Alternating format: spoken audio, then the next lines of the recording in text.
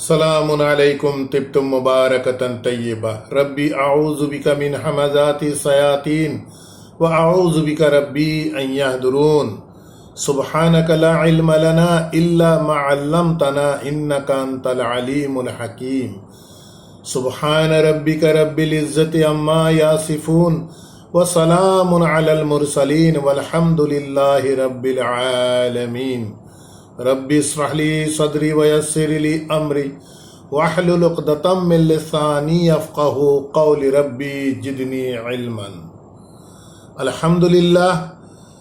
প্রিয় দর্শকবৃন্দ, আমি ইতিমধ্যে ধাৰাবাহিকভাৱে চলাই অহা এই কোৰআন মজিদৰ অসমীয়া অনুবাদ চৰ্চাৰ ধাৰাবাহিকতাৰ শিতানত আজি 28 জুলাই 2022 বৰ্ষত মহান আল্লাহে আমাক আনি 313 নং খণ্ডত উপনীত কৰাইছে। গতিকে আল্লাহৰ প্ৰতি আমি অগণন কৃতজ্ঞতা জ্ঞাপন কৰিছোঁ আৰু লগতে প্ৰতিদিনৰ দৰে আজিও আমি আপোনালোক সকলোকে আমন্ত্ৰণ জনাইছোঁ, আহক মানৱ কল্যাণৰ অৰ্থে আমাৰ সৃষ্টিকৰ্তা তথা প্ৰতিপালক মহান আল্লাহৰ তৰফৰ পৰা অৱতীৰ্ণ হোৱা এই বিস্ময়কৰ মহাগ্ৰন্থ আল কোৰআনৰ মাজলৈ ইনশাআল্লাহ আমাৰ আজিৰ এই 313 নং খণ্ডটি আমি আৰম্ভ কৰিব লৈছোঁ কোৰআন মজিদৰ 22 নং সূৰা আল হাজৰ 41 নং আয়াতৰ পৰা। বিসমিল্লাহিৰ ৰহমানিৰ ৰহিম।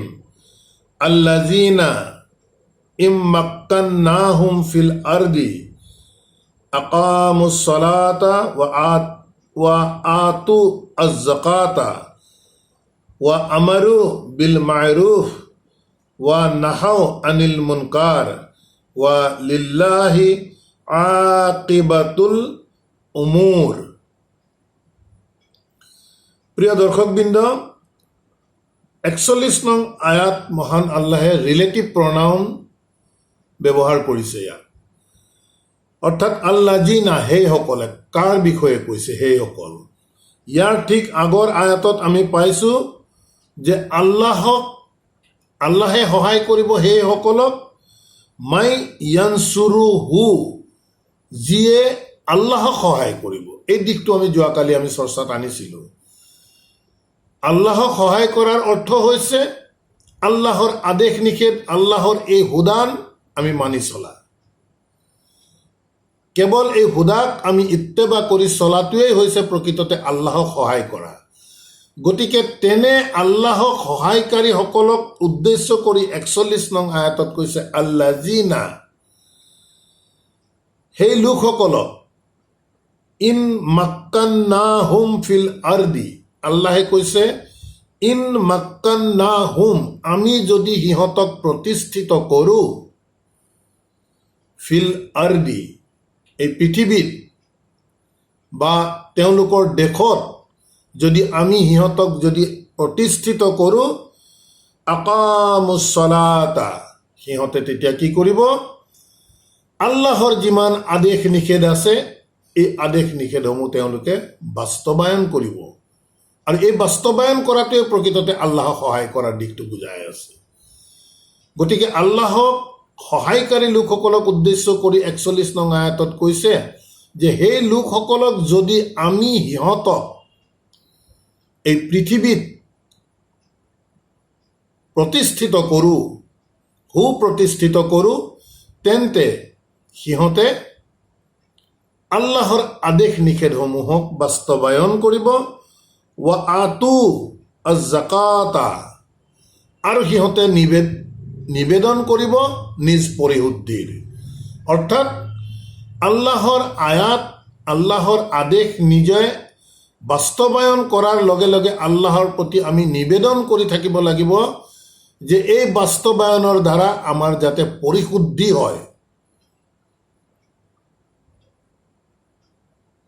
ওয়া আমাৰু বিল মা'ৰুফি, ওয়া আমাৰু, এই আমাৰ শব্দৰ অৰ্থ আদেশ দিয়া, কিন্তু কেৱল আদেশ দিয়াই নহয়। আমি অলপ দকৈ আয়াতবোৰ যদি আমি ভাল ধৰণে বুজাৰ চেষ্টা কৰোঁ, তেন্তে আমাৰ শব্দৰ অৰ্থ আদেশৰ উপৰিও উৎসাহিত কৰা, প্ৰেৰণা যোগোৱা, ইত্যাদি অৰ্থ বহন অভিধানত অৰ্থ বিচাৰি পোৱা যায়। আৰু আদেশ দিয়া বুলি কোৱাৰ লগে লগে আমি সাধাৰণ মানুহে ইজনে সিজনক প্ৰকৃততে আমি আদেশ দিয়াৰ কৰ্তৃত্ব আমাৰ কাৰ কিমানৰ আনৰ প্ৰতি আছে, এই দিশটো আমি চাব লাগিব। সেয়েহে ইয়াত অনুবাদ কৰা গৈছে যে ৱা আমাৰু বিল মাৰুফি, আৰু সিহঁতে সেই সহায়কাৰী লোকসকলে তেওঁলোকে আল্লাহৰ আদেশ নিষেধ বাস্তৱায়ন কৰিব, নিজ পৰিশুদ্ধিৰ বাবে নিবেদন কৰিব আৰু মানুহক উৎসাহিত কৰিব, প্ৰেৰণা যোগাব। বিল মাৰুফি, মাৰুফ শব্দৰ অৰ্থ প্ৰকৃততে সৰ্বজন বিদিত, যাৰ বিষয়ে সকলোৱে জানে। আমি আগতেও কৈ আহিছোঁ, মাৰুফ বুলি কোৱাৰ লগে লগে প্ৰকৃততে এই কিতাবুল্লাহ আৰু এই কোৰাণ যে আল্লাহৰ তৰফৰ পৰা অহা, যিসকলক মুছলিম বুলি কোৱা যায়, সেই লোকসকলৰ গ্ৰন্থ বুলি পৃথিৱীৰ সকলো মানুহে জানে, সৰ্বজন বিদিত। গতিকে সেই লোকসকলে মানুহক উৎসাহিত কৰে বিল মাৰুফি, এই সৰ্বজন বিদিত কিতাপৰ দ্বাৰা। কাৰণ মানুহে কথা ক'লেই নহ'ব, সেই কথাৰ উৎস আমি কোৰাণৰ পৰা বা কিতাপৰ পৰা আমি দেখুৱাব পাৰিব লাগিব। গতিকে তেনে সহায়কাৰী লোকসকলে মানুহক উৎসাহিত কৰে বিল মাৰুফি, ভাল কথাৰ এই কিতাপৰ পৰা মানুহক উৎসাহিত কৰে। ৱা নাহাও, আৰু নিৰুৎসাহিত কৰে আনিল মুনকাৰি, এই কিতাপত যিসমূহ আল্লাহে নিষেধ কৰিছে তেনে কৰ্মসমূহ মানুহক কৰাৰ পৰা নিৰুৎসাহিত কৰে, উৎসাহ নিদিয়ে। যিসমূহ কাম আল্লাহে কৰ্ম ইয়াত নিষেধ কৰিছে আমাক, তেনে কামসমূহ মানুহক নিৰুৎসাহিত কৰে এই কিতাপৰ মাধ্যমত, কিতাপৰ দ্বাৰা।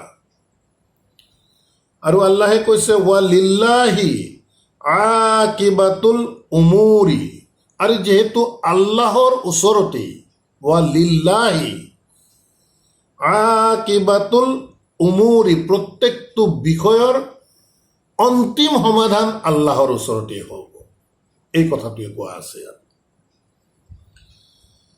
তাৰ পাছৰ আয়াতত আল্লাহে কৈছে ৱা ইন ইউকাজিবুকা, বাৰ্তাবাহকৰ প্ৰতি কৈছে ৱা ইন, আৰু যদি ইউকাজিবুকা, তোমাক অগ্ৰাহ্য কৰে, অৰ্থাৎ তুমি যি আল্লাহৰ বাণী প্ৰচাৰ কৰা সেই প্ৰচাৰক যদি অগ্ৰাহ্য কৰে, ইউকাজিবুকা বুলি কৈ আছে, বাৰ্তাবাহকক উদ্দেশ্য কৰি কৈছে। আৰু যদি সিহঁতে তোমাক অগ্ৰাহ্য কৰে, তোমাৰ কথাক অমান্য কৰে, ফাকাদ কাজ্জাবাত কাবলাহুম, তেন্তে এই কথাও নিশ্চিত যে ফাকাদ কাজ্জাবাত, সিহঁতে এনেধৰণে অগ্ৰাহ্য কৰিছিল, অমান্য কৰিছিল, কাবলাহুম, এতিয়া তোমাক যিসকলে অগ্ৰাহ্য কৰিছে সিহঁতৰ আগৰ যিসকল আছিল সিহঁতেও অগ্ৰাহ্য কৰিছিল।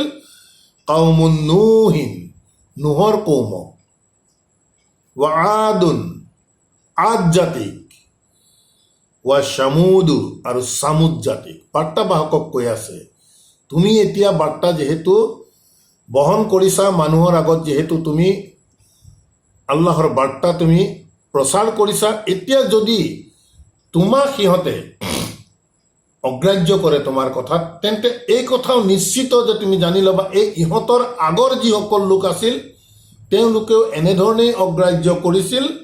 কাউমুন নুহ, নুহৰ জাতিৰ লোকসকলে, আদ জাতিৰ লোকসকলে আৰু চামুদ জাতিৰ লোকসকলে। তাৰ পাছৰ আয়াতত কৈছে ৱা, আৰু কৌমু ইব্ৰাহিম, ইব্ৰাহিমৰ কৌমেও এনেধৰণে ইব্ৰাহিমক অগ্ৰাহ্য কৰিছিল। ৱা কৌমু লুতিন, আৰু লুত জাতিৰ কৌমেও লুত আলাইহিছ সালামক অগ্ৰাহ্য কৰিছিল। তাৰ পাছত কৈছে ৱা আসহাবু মাদিয়ানা, আৰু মাদিয়ানবাসীৰ প্ৰতি আল্লাহে যাক বাৰ্তাবাহক হিচাপে পঠিয়াইছিল, সেই মাদিয়ানবাসীসকলেও তেওঁলোকৰ বাৰ্তাবাহকৰ কথাক অগ্ৰাহ্য কৰিছিল। ৱা কুজিবা মূছা, আৰু মূছাও এনেধৰণেই অগ্ৰাহ্য হৈছিল। গতিকে আল্লাহে কৈছে ফা আমলাইতু লিল কাফিৰিনা, গতিকে আল্লাহে কৈছে গতিকে ফা আমলাইতু, আমি ঢিলা দি দিছোঁ, লিল কাফিৰিনা, এনেধৰণৰ যিসকল অবিশ্বাসকাৰী, অগ্ৰাহ্যকাৰী, অমান্যকাৰী, তেওঁলোকে যিহেতু তেওঁলোকৰ প্ৰত্যেকগৰাকী বাৰ্তাবাহককে অগ্ৰাহ্য কৰিছে, গতিকে আল্লাহে কৈছে আমি সিহঁতক ঢিলা দি দিছোঁ, অৱকাশ দি দিছোঁ, সিহঁতে কি কৰে কৰক। চুম্মা, আল্লাহে এনেধৰণে ঢিলা দি দিয়াৰ পিছত, অৱকাশ দি দিয়াৰ পিছত, চুম্মা, তাৰ পাছত আখাজতুহুম, আল্লাহে কৈছে আমি সিহঁতক ধৰিছোঁ। ফাকাইফা কানা নাকিৰান, আল্লাহে কৈছে গতিকে কেনে এই শাস্তি, ফাকাইফা, হাউ ইট ইজ, কেনে, কানা নাকিৰান, এই যি তেওঁলোকৰ প্ৰতি যি শাস্তি আল্লাহে যে ধৰিছোঁ বুলি কৈছে, যে প্ৰথম অৱস্থাত ঢিলা দি দিছে, মানুহে পাহৰি গৈছে, হঠাৎ আল্লাহে ধৰিছে তেওঁলোকক। বহুতো আমি উদাহৰণ ইতিমধ্যে পঢ়ি আহিছোঁ। গতিকে আল্লাহে কৈছে কাইফা, ফা কাইফা, গতিকে কেনে, কানা নাকিৰান, এই যে সিহঁতৰ যি শাস্তি, এইটো কেনে, এই কথা আল্লাহে প্ৰকাশ কৰিছে নিজৰ ফালৰ পৰা। তাৰ পাছত আয়াতত কৈছে ফাকা আইন মিন কাৰিয়াতিন, ফাকা আইন, আৰু যে কিমান, মিন কাৰিয়াতিন, সেই জাতিসকলৰ মাজৰ পৰা কিমান জাতি, আহলাকনাহা, আল্লাহে কৈছে আমি সিহঁতক ধ্বংস কৰিলোঁ। এই জাতিসকলৰ মাজৰ কিমান যে জাতি, আহলাকনাহা, আল্লাহে কৈছে আমি সেই জাতিসমূহক ধ্বংস কৰিছিলোঁ। ৱাহিয়া জালিমাতুন, যিহেতু সিহঁত জাতিয়েই প্ৰকৃততে অন্যায়কাৰী আছিল, সেইবাবে আল্লাহে সমস্ত জাতিকেই ধ্বংস কৰি দিছিল। বিশ্বাসী লোকসকলক, বাৰ্তাবাহকক উদ্ধাৰ কৰি সমগ্ৰ জাতিকেই ধ্বংস কৰি দিছিল, যিহেতু তেওঁলোকৰ ৱাহিয়া জালিমাতুন, যিহেতু তেওঁলোকে জাতিগতভাৱেই প্ৰকৃততে অন্যায়কাৰী আছিল, অগ্ৰাহ্যকাৰী আছিল। ফাহিয়া খাউয়াতুন আলা উৰুচিহা, কেনেধৰণে ধ্বংস কৰিছে আল্লাহে সেই কথাটো কৈছে। ফাহিয়া, সেই জাতিসমূহক বা সেই নগৰীসমূহক, খাউয়াতুন আলা উৰুচিহা, সিহঁতৰ ছাদসমূহ পেলাই দিছিলে ঘৰৰ। ৱা বিৰিম মুআত্তালাতিন, আৰু তেওঁলোকৰ যি পানীৰ উৎস, নাদসমূহ, সেই নাদসমূহ এবাণ্ডন কৰি, পৰিত্যক্ত কৰি দিছিল নাদসমূহ। ৱা কাছৰিম মাছিদিন, আৰু ডাঙৰ ডাঙৰ অট্টালিকাসমূহ একেবাৰে ধ্বংসস্তূপত পৰিণত কৰি দিছিল। এনেধৰণে আল্লাহে এখন নগৰী, এটা এটা জাতিক আল্লাহে সমূলঞ্চে ধ্বংস কৰি দিছিল। তাৰ পাছৰ আয়াতত কৈছে আফা লাম ইয়াছিৰু ফিল আৰদি, গতিকে আল্লাহে পৰৱৰ্তী ধ্বংস যিসকল হ'লতো হ'লেই, তাৰ পাছৰ লোকসকলক উদ্দেশ্য কৰি কৈছে, প্ৰশ্ন কৰিছে আফা লাম ইয়াছিৰু ফিল আৰদি, গতিকে সিহঁতে সেই অঞ্চলসমূহত, ধ্বংস কৰি দিয়া অঞ্চলসমূহত, লাম ইয়াছিৰু, সিহঁতে কি ঘূৰা ফিৰা কৰা নাই নেকি? ফিল আৰদি, সেই স্থানসমূহত বা সেই দেশসমূহত বা সেই নগৰসমূহত, পৰৱৰ্তী লোকসকলৰ বিষয়ে কৈছে সিহঁতে কি ঘূৰা ফিৰা কৰা নাই নেকি? ফাতাকুনা লাহুম, আৰু যদি ঘূৰা ফিৰা কৰিলেহেঁতেন, ফাতাকুনা লাহুম, তেন্তে সিহঁতৰ বাবে হ'লহেঁতেন কুলুবুন, সিহঁতৰ অন্তৰসমূহ, ইয়াকিলুনা বিহা, এইবোৰ দেখি সিহঁতৰ অন্তৰসমূহে বুজি পালেহেঁতেন। পৰৱৰ্তী লোকসকলক উদ্দেশ্য কৰি কৈছে, সিহঁতে কি এই আমি যে ইতিমধ্যে ধ্বংস কৰি দিলোঁ বহুত জাতি, সেই অঞ্চলসমূহত কি সিহঁতে ঘূৰা ফিৰা কৰা নাই নেকি? যদি ঘূৰা ফিৰা কৰিলেহেঁতেন ফাতাকুনা, তেতিয়া হ'লহেঁতেন লাহুম সিহঁতৰ বাবে কুলুবুন সিহঁতৰ অন্তৰসমূহ ইয়াকিলুনা বিহা, এইবোৰ দেখি তেওঁলোকে চিন্তা কৰিলেহেঁতেন, বুজি পালেহেঁতেন। আও অথবা আজানুন সিহঁতৰ কাণসমূহে ইয়াসমাউনা বিহা সিহঁতৰ কাণসমূহে শুনিলেহেঁতেন। ফাইন্নাহা কিন্তু বাস্তৱতা এই ফাইন্নাহা কিন্তু নিশ্চয় এই ঘটনা এই লোকসকলৰ লা তা'মাল আবসাৰু যে সিহঁতৰ প্ৰকৃততে চকুবোৰ অন্ধ হোৱা নাই, ৱালাকিন বৰং তা'মা কুলুবু বৰং সিহঁতৰ অন্ধ হৈছে অন্তৰসমূহ, আল্লাতি ফি সুদুৰি যি অন্তৰ সিহঁতৰ বুকুত থাকে। প্ৰিয় দৰ্শকবৃন্দ, খুব বুজিব লগা আয়াত। আল্লাহে কৈছে যে ইহঁতে যদি ঘূৰা ফিৰা কৰিলেহেঁতেন, ইহঁতে এইবোৰ দেখি কথাবোৰ চিন্তা কৰিলেহেঁতেন, বুজিলেহেঁতেন। আৰু সিহঁতে যিহেতু এতিয়া শুনা নাই, ঘূৰা ফিৰা কৰিলে সিহঁতৰ কাণবোৰে ইয়াসমাউনা বিহা এইবোৰ দেখি শুনা পালেহেঁতেন। আল্লাহে ফিলচফিকেলি কথাখিনি বুজাব বিচাৰিছে, কিন্তু তাৰ পিছতেই কৈ দিছে যে প্ৰকৃততে সিহঁতৰ চকুসমূহ অন্ধ হোৱা নাই, অন্ধ হৈছে সিহঁতৰ অন্তৰ। এই দিশটো আমি বুজিব লগা আছে। চকু দি আমি দৃষ্টিৰে কোনোবা এটা বস্তু আমি চাওঁ। উদাহৰণস্বৰূপে মোৰ হাতত থকা এই পেইনটো মই চাইছোঁ, চোৱাৰ লগে লগে মোৰ অন্তৰে ব্ৰেইনক কৈ দিব যে দিছ ইজ এ পেইন, এটা কলম দেখি আছোঁ মই। গতিকে চকু দি চাওঁ যদিও কিন্তু অন্তৰেহে প্ৰকৃততে আমি কি চাইছোঁ তাৰ পৰিচয় দিয়ে। গতিকে আল্লাহে কৈছে সিহঁতৰ প্ৰকৃততে চকুবোৰ অন্ধ হোৱা নাই, অন্ধ হৈছে প্ৰকৃততে সিহঁতৰ অন্তৰ।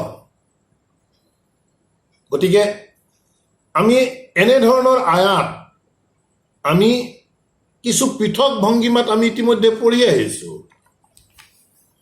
আহক আমি যাওঁ সূৰা আল আৰাফৰ 179 179 নং আয়াতত আল্লাহে কৈছে ৱালাকাদ জাৰানা লিজাহান্নামা, আৰু নিশ্চয় আমি জাহান্নামৰ বাবে প্ৰস্তুত কৰিছোঁ কাসীৰাম মিনাল জিন্নি ৱাল ইনসি, যে বহুত জিন আৰু বহুত মানুহ আমি জাহান্নামৰ বাবে আমি কৰিছোঁ। লাহুম সেই লোকসকলৰ কুলুবুন সিহঁতৰ অন্তৰ আছে, লা ইয়াফকাহুনা বিহা কিন্তু সেই অন্তৰ দি সিহঁতে একো বুজি নাপায়। ইয়াফকাহুনা ফিকাহ সিহঁতৰ অন্তৰ আছে কিন্তু অন্তৰ দি সিহঁতে একো বুজি নাপায়। ৱালাহুম আয়ুনুন সিহঁতৰ চকু আছে, লা ইউবসাৰুনা বিহা এই চকু দি সিহঁতে একো বস্তু দেখা নাপায়। ৱালাহুম আজানুন সিহঁতৰ কাণ আছে, লা ইয়াসমাউনা বিহা এই কাণ দি সিহঁতি একো শুনা নাপায়। গতিকে এই আয়াতৰে এইসকল লোকৰে এক পৃথক ভংগীমাৰে মহান আল্লাহে এই আয়াতত এনেধৰণে কৈছে যে সিহঁতে এই ধ্বংসত পৰিণত কৰা অঞ্চলসমূহত যদি সিহঁতে পৰিভ্ৰমণ কৰে তেতিয়া সিহঁতে বিষয়বস্তুবোৰ বুজিব পাৰিব। তাত কৈছে লা ইয়াফকাহুনা বিহা, ইয়াত কৈছে লা ইয়াকিলুনা বিহা। গতিকে দুয়োটাতে শব্দ পৃথকে পৃথকে আল্লাহে ব্যৱহাৰ কৰিছে সঁচা, কিন্তু মূল মেছেজ একেটাই আছে। দুয়োটা আয়াততে পৃথক ভংগীমাৰে দিছে। সেয়ে আমি কোৰাণ মজিদ সদায় কানেক্টিং কৰি আমি চোৱাৰ চেষ্টা কৰোঁ যাতে আমাৰ আয়াতসমূহ স্পষ্ট হৈ পৰে। তাৰ পাছৰ আয়াতত কৈছে ওয়া ইয়াস্তাজিলুনাকা বিল আযাবি, সেই লোকসকলৰ বিষয়ে কৈছে। ওয়া ইয়াস্তাজিলুনাকা, সিহঁতে তোমাৰ প্ৰতি খুব খৰ খেদা কৰে। বিল আযাবি, এই শাস্তি সম্পৰ্কত।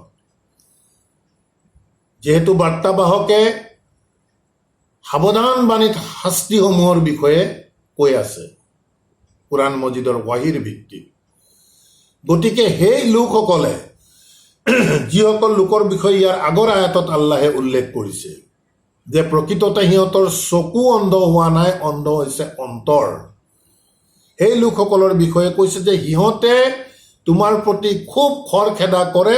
বিল আযাবি, তুমি যে শাস্তিৰ বিষয়ে কৈ আছা, শাস্তি ক'ত ক'ত কেতিয়া আহিব, এনেধৰণৰ। ওয়ালাই ইউখলিফাল্লাহু ওয়াদাহু, কিন্তু লাই ইউখলিফাল্লাহু ওয়াদাহু, আল্লাহৰ যি প্ৰতিশ্ৰুতি সি কেতিয়াও খিলাফ নহয়, কেতিয়াও ভংগ নহয়। ওয়া ইন্না ইয়াউমান ইনদা ৰাব্বিকা, প্ৰিয় দৰ্শকবৃন্দ, এই আয়াতৰ এই প্ৰশ্ন আমি খুব ভালধৰণে বুজিব লগা আছে। ওয়া, আৰু ইন্না, নিশ্চয়, ইয়াউমান, এটা দিন, ইনদা ৰাব্বিকা, তোমাৰ প্ৰতিপালকৰ ওচৰত এটা দিন, কা আলফি সানাতিন, 1000 বছৰৰ সমান, মিম্মা তাউদ্দুনা, যি তোমালোকে হিচাপ কৰা, সেই হিচাপ অনুসৰি তোমালোকৰ 1000 বছৰ, প্ৰতিপালকৰ ওচৰত এদিন।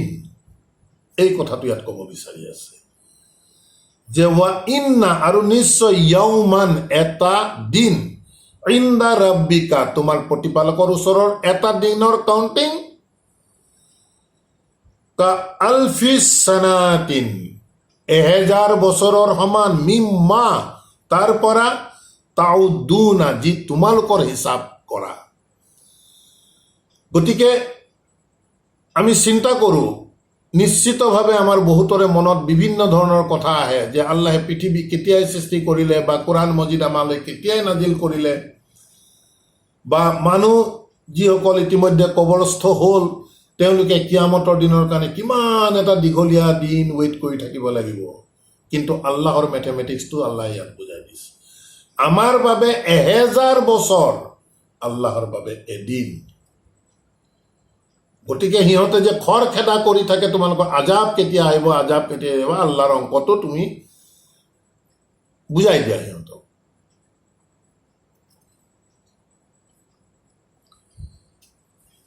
ওয়া কাইয়িন মিন কাৰিয়াতিন, পুনৰ কৈছে ওয়াকা আইয়িন, আৰু কিমান যে, মিন কাৰিয়াতিন, সেই নগৰসমূহ, সেই জনবসতি লোকসকলক, আমলাইতু লাহা, আমি সিহঁতক অৱকাশ দিছিলোঁ, ওয়াহিয়া জালিমাতুন, কিন্তু সিহঁত অন্যায়কাৰী, অগ্ৰাহ্যকাৰী, অবিশ্বাসকাৰী আছিলে। তথাপিও আল্লাহে তেনে জনবসতি লোকসকলক আল্লাহে কৈছে আমি সিহঁতক কিমান যে অৱকাশ দিছিলোঁ, কিন্তু সিহঁত অন্যায়কাৰী আছিল। চুম্মা, তাৰ পাছত, আখাজতুহা, আমি সিহঁতক ধৰিলোঁ। ওয়া ইলাইয়াল মাসিৰ, যিহেতু সকলোৰে প্ৰত্যাৱৰ্তন আমাৰ ওচৰতে হ'বই লাগিব। কুল, আল্লাহে বাৰ্তাবাহকক আদেশ কৰি কৈছে, কুল, তুমি কোৱা, কৈ দিয়া, ইয়া আইয়ুহান নাস, হে মানৱ জাতি, তুমি কোৱা, হে মানৱ জাতি, ইন্নামা, একমাত্ৰ, আনা, মই, লাকুম, তোমালোকৰ বাবে, নাজিৰুম মুবিন, এজন স্পষ্ট সতৰ্ককাৰীহে। তুমি মানুহক কোৱা যে হে মানুহ, হে জনগণ, যে একমাত্ৰ মই তোমালোকৰ বাবে এজন স্পষ্ট সতৰ্ককাৰীহে, নাজিৰুম মুবিন, দৃশ্যমান সতৰ্ককাৰী। ফাআল্লাযিনা আমানু, গতিকে যিয়ে এতিয়া এই কথা বতৰাবোৰৰ ওপৰত বিশ্বাস আনিব, ওয়ামিলুস সালিহাতি, আৰু নিজ পৰিশুদ্ধিৰ কাম কৰিব, লাহুম, তেনে লোকসকলৰ প্ৰতি আছে মাগফিৰাতুন, তেনে লোকসকলৰ প্ৰতি আছে ক্ষমা, ৱা ৰিজকুন কৰিম, আৰু বহুতো সন্মানীয় জীৱিকা। গতিকে প্ৰিয় দৰ্শকবৃন্দ, ৰিজক বুলি কোৱাৰ লগে লগে বহু ধৰণৰ অৰ্থ প্ৰকৃততে প্ৰকাশ পায়।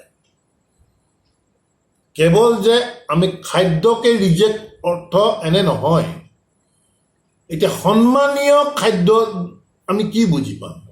নহয়, জীৱন।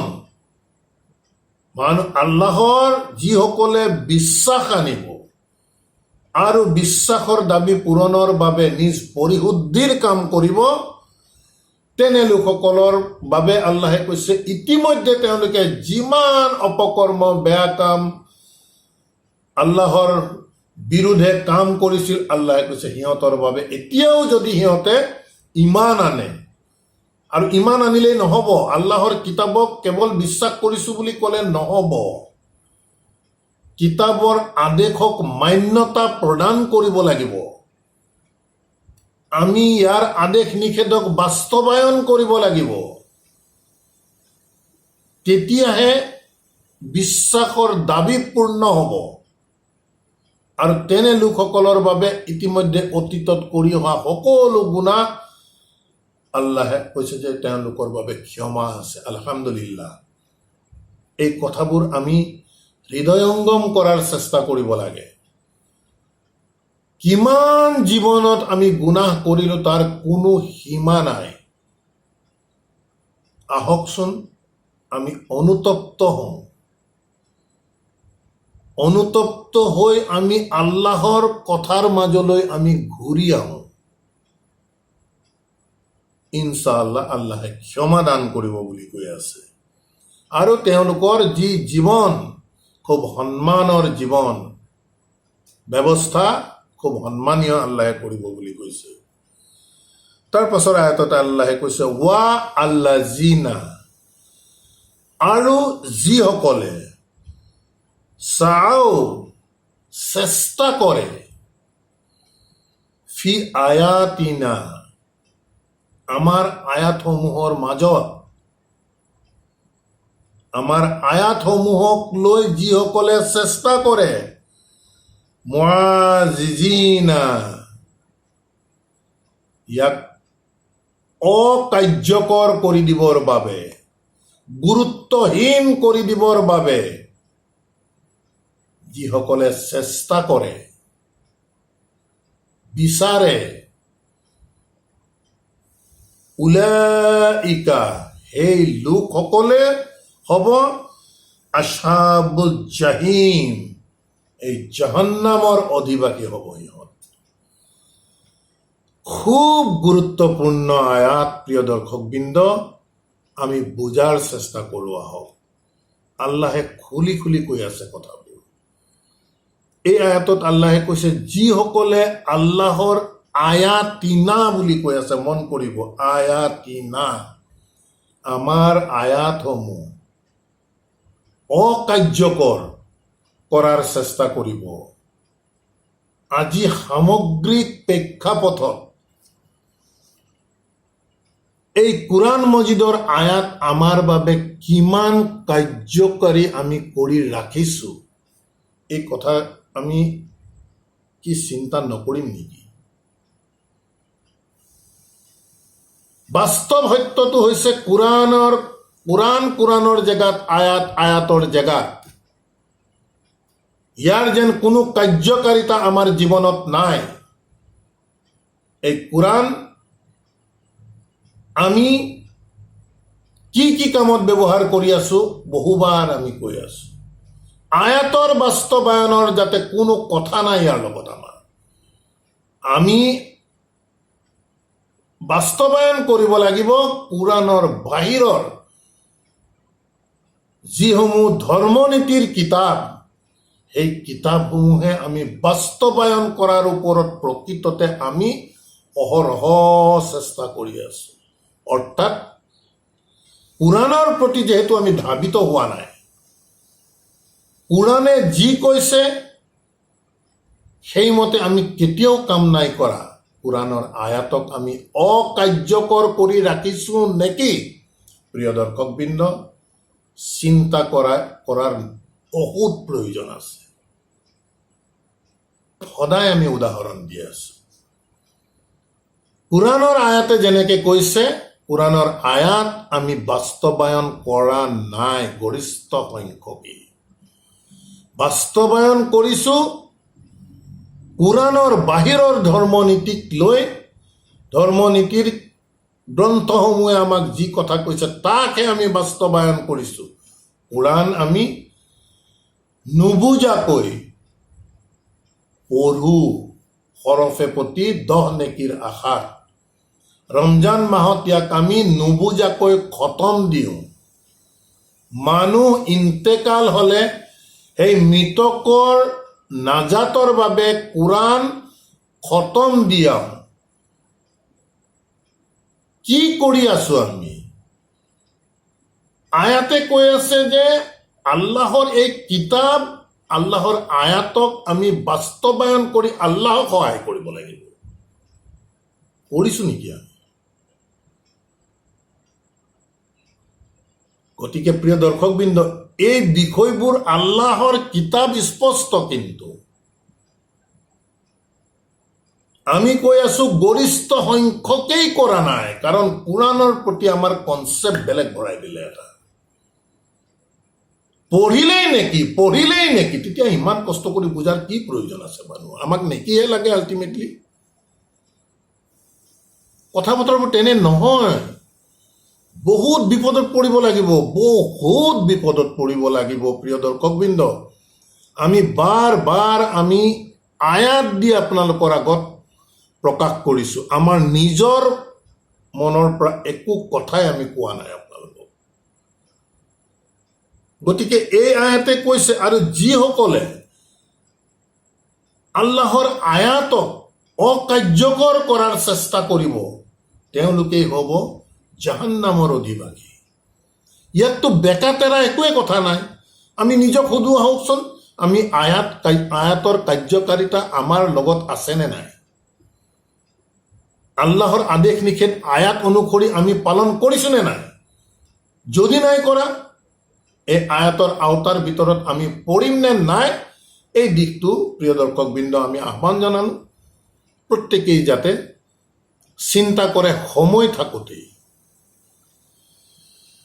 যি কি নহওক প্ৰিয় দৰ্শকবৃন্দ, সময়ৰ প্ৰতি লক্ষ্য ৰাখি আমাৰ আজিৰ এই অনুবাদ চৰ্চাৰ ধাৰাবাহিকতা আমি এই 51 নং আয়াতত আমি সমাপ্ত কৰিব বিচাৰিছো। ইনশাআল্লাহ পৰৱৰ্তী খণ্ডত পৰৱৰ্তী আয়াতৰ পৰা আমি আগবাঢ়ি যোৱাৰ চেষ্টা কৰিম, আৰু আমি আশা ৰাখিম, আহ্বান জনাম, একেবাৰে নিৰপেক্ষ দৃষ্টিভংগীৰে কেৱল কোৰাণখন আগত লৈ প্ৰত্যেকেই নিজৰ সৈতে তুলনা কৰি চাওক। সময় এতিয়াও আছে।